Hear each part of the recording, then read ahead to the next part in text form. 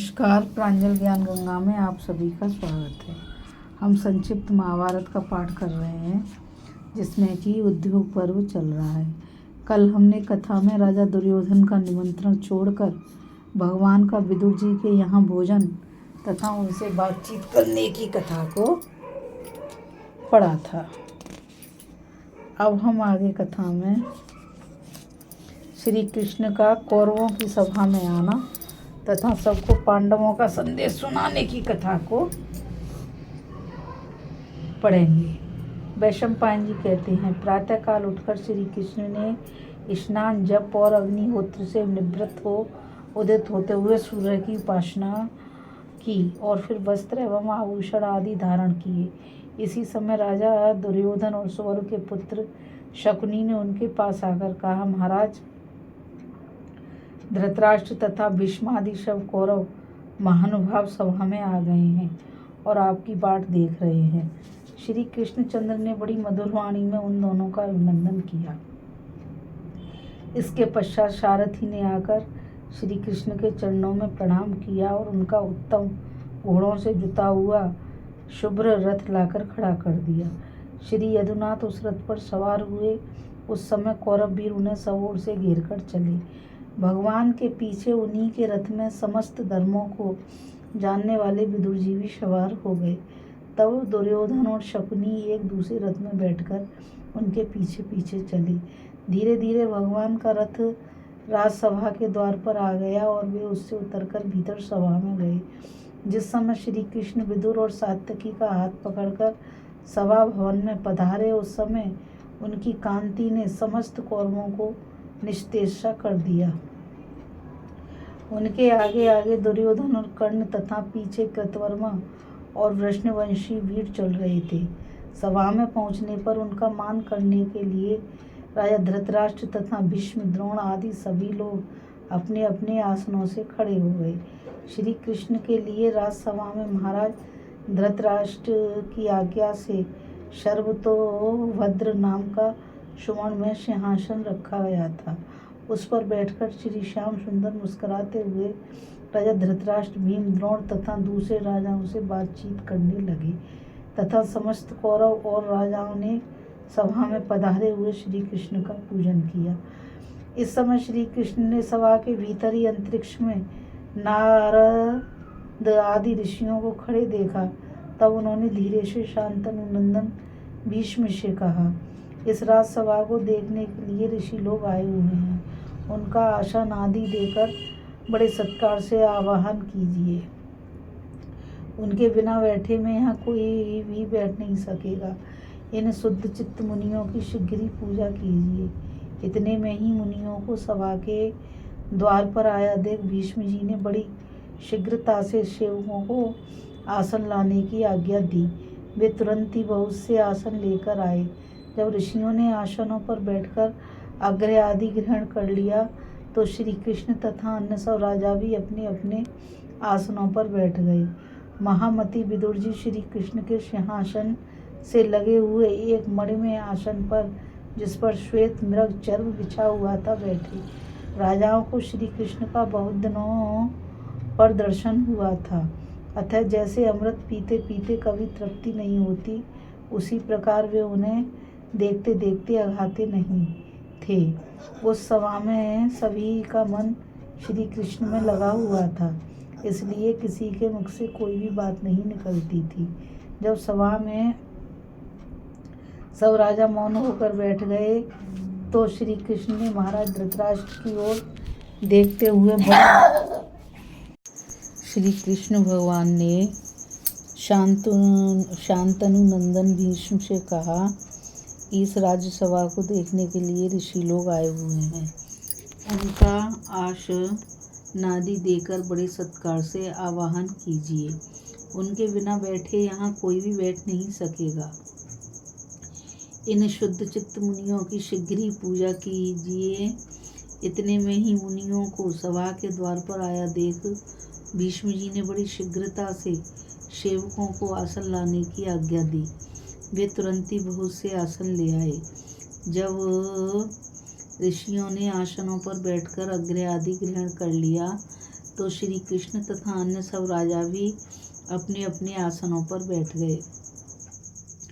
महामती विदुर जी श्री कृष्ण के सिंहासन से लगे हुए एक मणिमय आसन पर, जिस पर का श्वेत मृग चर्म बिछा हुआ था, बैठे। राजाओं को श्री कृष्ण का बहुत दिनों पर दर्शन हुआ था, अतः जैसे अमृत पीते पीते कभी तृप्ति नहीं होती, उसी प्रकार वे उन्हें देखते देखते अघाते नहीं थे। उस सभा में सभी का मन श्री कृष्ण में लगा हुआ था, इसलिए किसी के मुख से कोई भी बात नहीं निकलती थी। जब सभा में सब राजा मौन होकर बैठ गए तो श्री कृष्ण ने महाराज धृतराष्ट्र की ओर देखते हुए बड़ी गंभीर वाणी में कहा, राजन, मेरा यहाँ आने का उद्देश्य यह है कि क्षत्रिय वीरों का संहार हुए बिना ही कौरव और पांडवों में संधि हो जाए। इस समय राजाओं में कुरुवंश ही सबसे श्रेष्ठ माना जाता है। इससे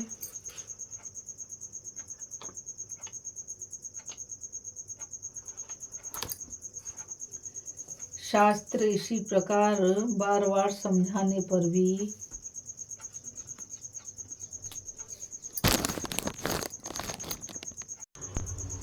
इससे शास्त्र और सदाचार का सम्यक आदर है तथा और भी अनेकों शुभ गुण हैं। अन्य राजवंशों की अपेक्षा कुरुवंशियों में कृपा, दया, करुणा, मृदुता, सरलता, क्षमा और सत्य ये विशेष रूप से पाए जाते हैं। इस प्रकार के गुणों से गौरवान्वित इस वंश में आपके कारण यदि कोई अनुचित बात हो तो यह उचित नहीं है। यदि कौरवों में गुप्त या प्रकट रूप से कोई असद्व्यवहार होता है तो उसे रोकना तो आपका ही काम है। दुर्योधन आदि आपके पुत्र धर्म और अर्थ की ओर से मुंह फेर कर क्रूर पुरुषों के से आचरण करते हैं। अपने खास भाइयों के साथ इनका अशिष्ट पुरुषों का सा आचरण है तथा चित्त पर लोभ का भूत सवार है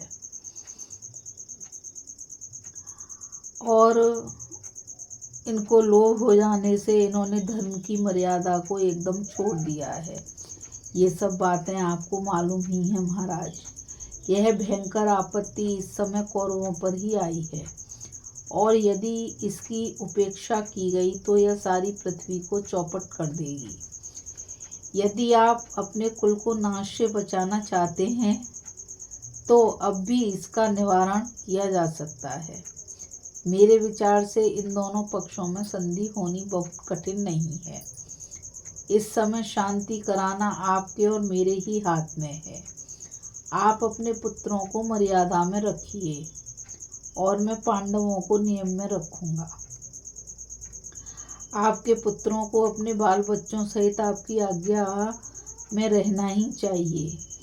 यदि ये आपकी आज्ञा में रहेंगे तो इनका बड़ा भारी हित हो सकता है। महाराज, आप पांडवों की रक्षा में रहकर धर्म और अर्थ का अनुष्ठान कीजिए। आपको ऐसे रक्षक प्रयत्न करने पर भी नहीं मिल सकते। भरतश्रेष्ठ, जिनके अंदर भीष्म, द्रोण, कृप, कर्ण, विभूति, अश्वत्थामा, विकर्ण, सोमदत्त, वाल्मीकि, युधिष्ठिर, भीमसेन, अर्जुन, नकुल, सहदेव, सात्यकी और युयुत्सु जैसे वीर हों, उनसे युद्ध करने की किस बुद्धिहीन की हिम्मत हो सकती है। कौरव और पांडवों के मिल जाने से महाराज आप समस्त लोगों का आधिपत्य प्राप्त कर सकते हैं और बाहर के शत्रु भी आपका कुछ नहीं बिगाड़ सकते तथा जो राजा आपके समकक्ष या आपसे बड़े हैं वे भी आपके साथ संधि कर लेंगे। ऐसा होने से आप अपने पुत्र, पौत्र, पिता, भाई और सुहृदों से सब प्रकार सुरक्षित रहकर सुख से जीवन व्यतीत कर सकेंगे। यदि आप पांडवों को ही आगे रखकर इनका पूर्व वतः आदर करेंगे तो इस सारी पृथ्वी का आनंद से भोग कर सकेंगे। महाराज, युद्ध करने में तो मुझे बड़ा भारी संहार दिखाई दे रहा है। इस प्रकार दोनों पक्षों का नाश कराने में आपको क्या धर्म दिखाई देता है? अतः आप इस लोक की रक्षा कीजिए और ऐसा कीजिए जिसमें आपकी प्रजा का नाश ना हो। महाराज, यदि आप सत्व गुण को धारण कर लेंगे तो सबकी रक्षा ठीक हो जाएगी।